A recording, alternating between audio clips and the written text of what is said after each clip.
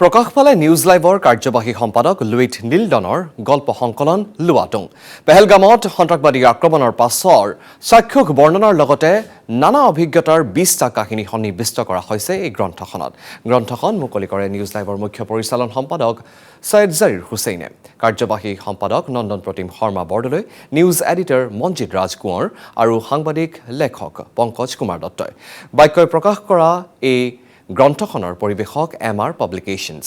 গ্ৰন্থখন পঢ়ুৱৈ সমাজে আদৰি ল'ব বুলি আশাবাদী লুইট নীলডন।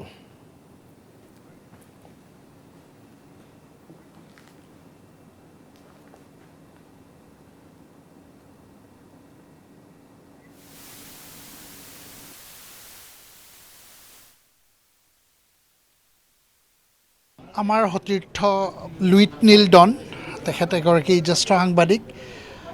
লুৱাডুং এটা শ্বৰ্ট ষ্টৰী, চুটি গল্পৰ এটা কম্পাইলেশ্যন, 20টা গল্প আছে।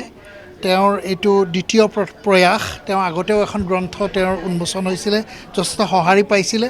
আৰু এইবিলাক একচুৱেলি এটা সঁচা কাহিনী, কাৰণ মই চাইছোঁ যে ৰক্তাক্ত পেহেলগামত 4 দিন লুইট নীলডন নিউজ লাইভৰ হৈ পেহেলগামলৈ গৈছিল আৰু তাৰ পৰা তেওঁ আই উইটনেছ কাভাৰেজ কৰিছিলে।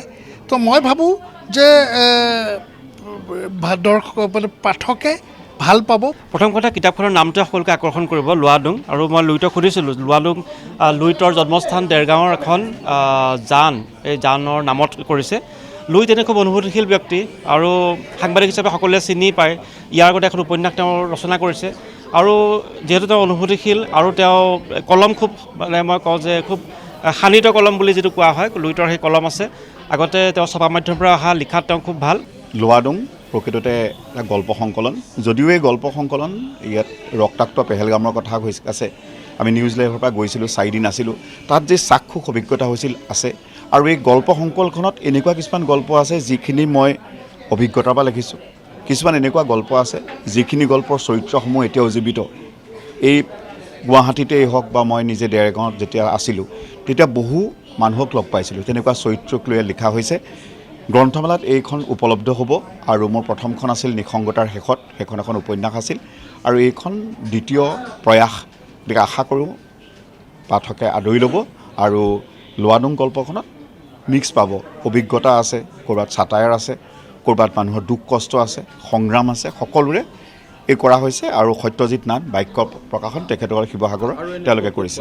লুৱাডুং লেখক সাংবাদিক লুইট নীলডনৰ এখন গল্পৰ সংকলন হয়। কিন্তু লুৱাডুং আচলতে নামটোৱে বৰ ব্যতিক্ৰম আৰু নামটোৱে অভিনৱত সৃষ্টি কৰিছে। আৰু নামটোৰ বাবে কিতাপখনৰ যি চাহিদা বৃদ্ধি পাব বুলি আশা কৰিছোঁ। আৰু ইয়াত যিটো ৰক্তাক্ত পেহেলগামৰ যি ভ্ৰমণৰ কথা আছে, পেহেলগামৰ ভ্ৰমণৰ বাস্তৱ ইয়াত বিশ্লেষণ আগবঢ়াইছে। এখন জীয়া বাস্তৱৰ ছবি ফুটি আমি আশা কৰিম। আজিৰ পৰা যিহেতু গ্ৰন্থখন বজাৰত মুকলি হৈছে আৰু অসমৰ বিভিন্ন প্ৰান্তত হৈ থকা গ্ৰন্থমেলাসমূহত পাঠকে আগ্ৰহেৰে সংগ্ৰহ কৰিব পাৰিব লুৱাডুং।